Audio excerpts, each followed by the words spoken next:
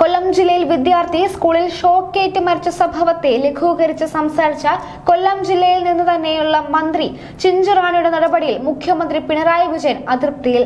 മന്ത്രിയുടെ ഭാഗത്ത് മതിയായ കരുതൽ ഉണ്ടായില്ലെന്നാണ് വിലയിരുത്തൽ. CPIയിലും മന്ത്രിയുടെ പ്രസ്താവന ചർച്ചയാകുന്നുണ്ട്. CPIയുടെ തെക്കൻ കേരളത്തിലെ ശക്തി കേന്ദ്രങ്ങളിൽ ഒന്നാണ് കൊല്ലം.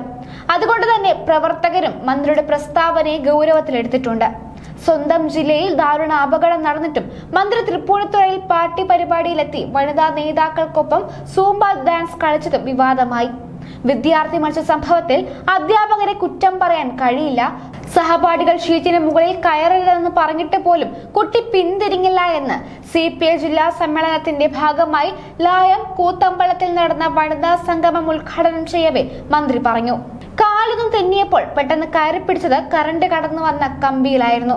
കുട്ടികൾ കളിച്ച് ഷീറ്റിന് മുകളിൽ കയറുമെന്നോ ഇത്തരം അപകടങ്ങൾ സംഭവിക്കുമെന്നോ ആരും കരുതുന്നില്ല. രാവിലെ സ്കൂളിലേക്ക് ഒരുങ്ങിപ്പോയ കുഞ്ഞാണ്. പക്ഷെ തിരികെ വീട്ടിലേക്ക് മരിച്ചുവെന്ന അവസ്ഥ ദുർഭാഗ്യകരമാണ്. ഇതാണ് മന്ത്രിയുടെ കമന്റ്.